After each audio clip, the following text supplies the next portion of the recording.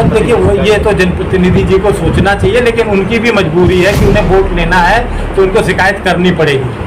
पर सुबह मेरी उनसे बात भी, उन्होंने फ़ोन भी मुझे किया और मैं जाके वो लखनऊ में रुके हुए, मैं फिर उनसे बात करूँगा कि उनकी समस्याएं हो सकता है ना कभी कभी आपस में बात ना करने से भी बहुत सी होती, कि जितनी उन्होंने लिखी है उतनी समस्याएं मुझे नहीं दिख रही हैं। और ये मेरा ऑब्जर्वेशन नहीं है, प्रमुख सचिव भी ये भी आए थे पिछले महीने। हाँ, मुझे लगता है कि वो मानसिक संतुलन हो चुके थे, वो बांधा से हटाए हुए प्रिंसिपल हैं और उनको इस तरह की बचकाना हरकत जिम्मेदार व्यक्ति होकर नहीं करना चाहिए थे।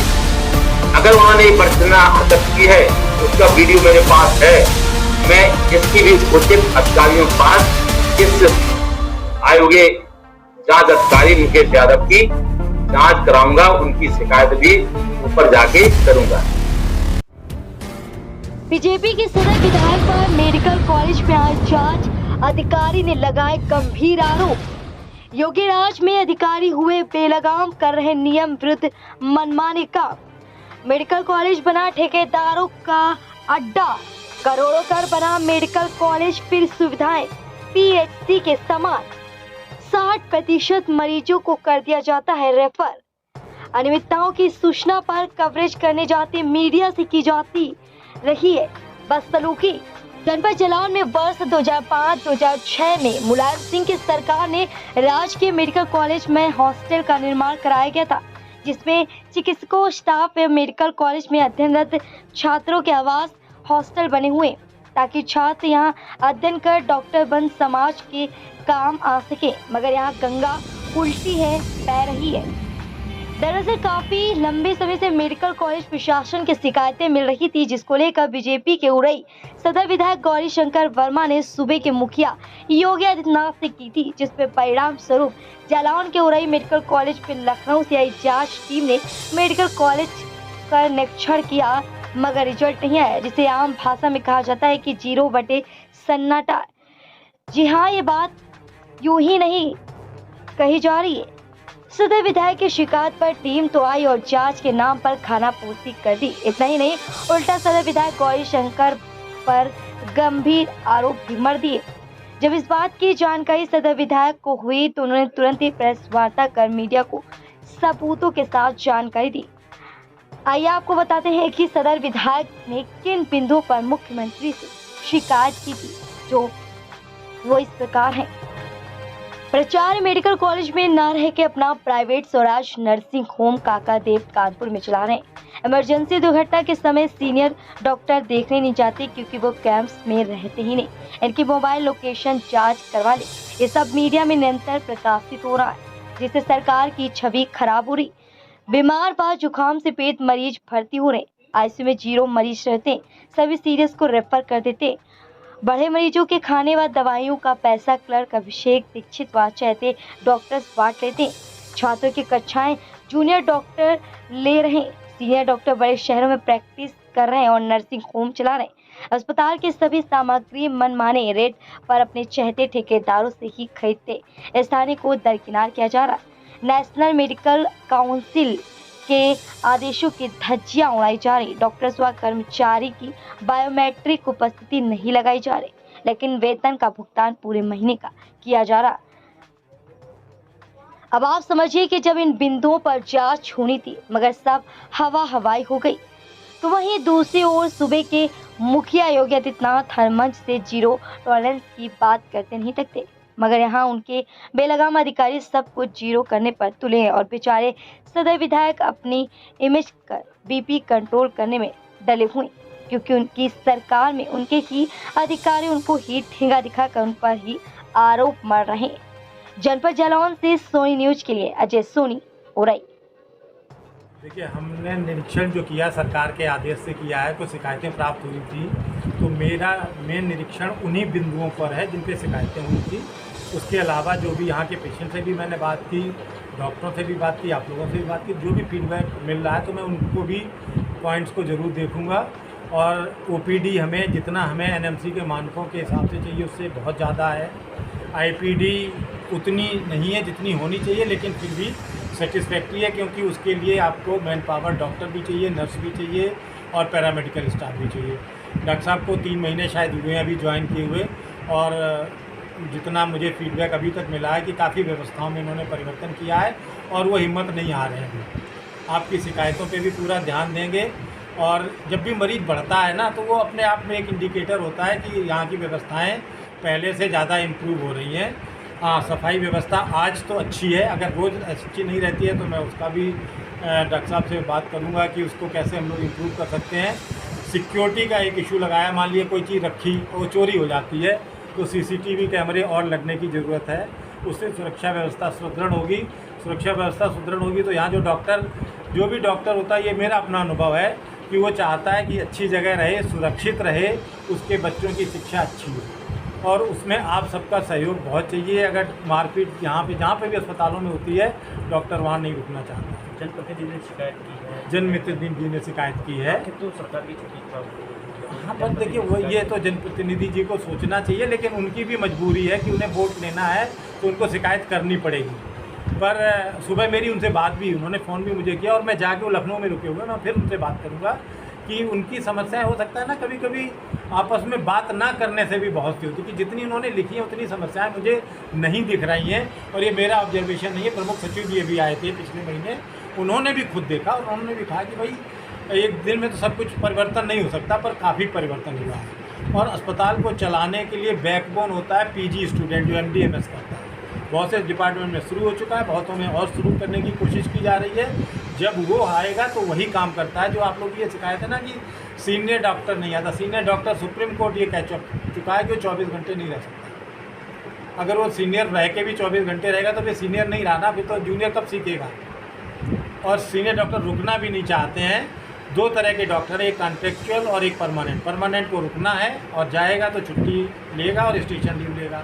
कॉन्ट्रेक्चुअल का सरकार पैसा कम देती है, उनको प्रैक्टिस अलाउड है, उन पे हम लोगों की कंट्रोल बहुत नहीं है, और वो 1 महीने का नोटिस देंगे चले जाएंगे, तो जो हो रहा है वो भी नहीं हो पाएगा।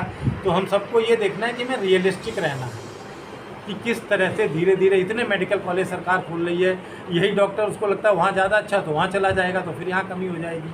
तो बहुत सी चीज़ें जब एकदम से कोई परिवर्तन होता है तो बहुत से चैलेंजेज आते हैं, जिनको सरकार भी एडजस्ट कर रही है, DG ऑफिस भी एडजस्ट कर रहा है, प्रिंसिपल साहब भी कर रहे हैं। तो आप सबका सहयोग चाहिए कि आप आवाज़ ज़रूर उठाइए। आपको कुछ भी लगता है आप अपने स्तर से उठाइए, हम लोग टेक्निकल उसकी स्क्रूटनी करेंगे और कोशिश करेंगे उनको पूरा करने की, जिससे कि यहाँ की जनता को, जिसलिए इतना बड़ा मेडिकल कॉलेज बना है और इतने MBBS डॉक्टर भी यहाँ से 2-3 बैच निकल चुके हैं, वो कहीं ना कहीं तो नौकरी करेंगे, कहीं ना कहीं प्रैक्टिस करेंगे, तो आपको फायदा।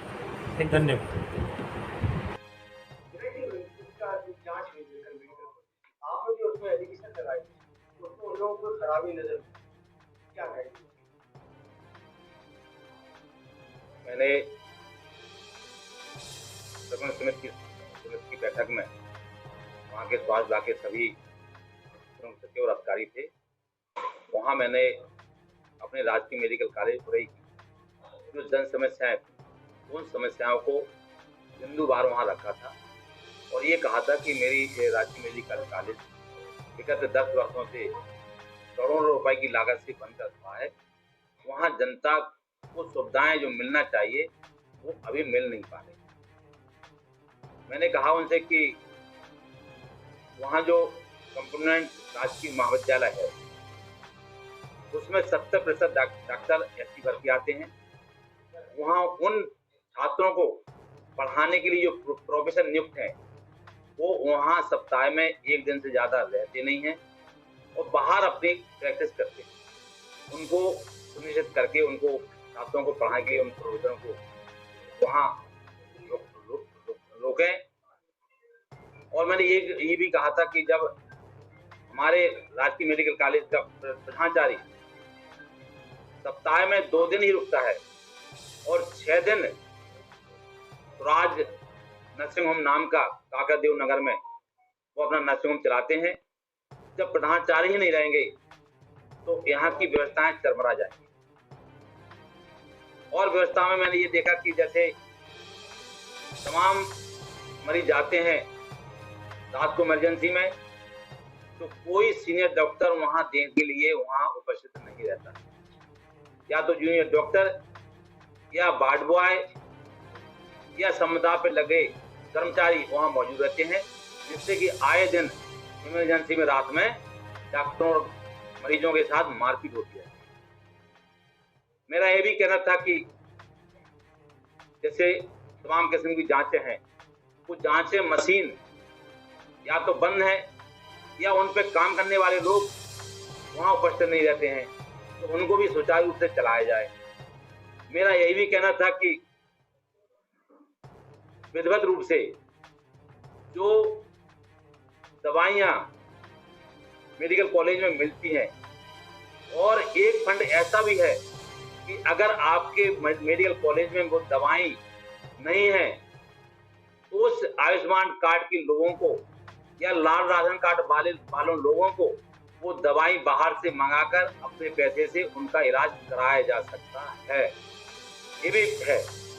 मैं बस इतना ही कहना चाहता हूं कि मैंने जो जांच की मांग की है, वो जांच करने के लिए लखनऊ से एडी स्तर के एक बांदा से हटाए गए प्रिंसिपल मुकेश यादव आए। मात्र सुना है कि 1 घंटे में एक बार देखा, और जिन बिंदुओं को मैंने लिखा था उन बिंदुओं पे उन्होंने कोई ध्यान नहीं दिया और वो यहाँ से जाने के लिए तैयार हो गए। मैं कहना ये चाहता हूँ कि मैं उरई सदर का विधायक हूँ। उरई सदर की जनता की जिम्मेदारी मेरी है, जनपद जालौन की जनता की जिम्मेदारी मेरी है कि जब करोड़ों रुपए से राजकीय मेडिकल कॉलेज बना है तो उनको सुविधाएं भी मिलना बहुत अति आवश्यक है। मैं लगातार प्रयास कर रहा था कि मेडिकल कॉलेज में सीटी स्कैन की स्थापना हो, MRI मशीन की स्थापना हो, लेकिन सरकार की मंशा है कि PP मोड पर इन मशीनों को स्थापित किया जाए। 2022 जनवरी में दिल्ली की एक कंपनी जिसका ये पत्र है, उसने प्रिंसिपल को भेजा था कि मैं अपने CR फंड से मशीनें लगाना चाहता हूं, और वो मशीनें यहाँ स्थापित नहीं करेंगे। सिर्फ अपने किसी चहेते व्यक्ति को उसका टेंडर देने का प्रयास किया जा रहा था कि उसको टेंडर देकर उसकी जो आमदनी होगी उसका हम बंदरबांट करेंगे। इसलिए मेरा विरोध था कि आप जब CR फंड से मशीनें उपलब्ध हो सकती हैं तो इस तरह के आप भ्रष्टाचार के कार्य में क्यों लिप्त हैं?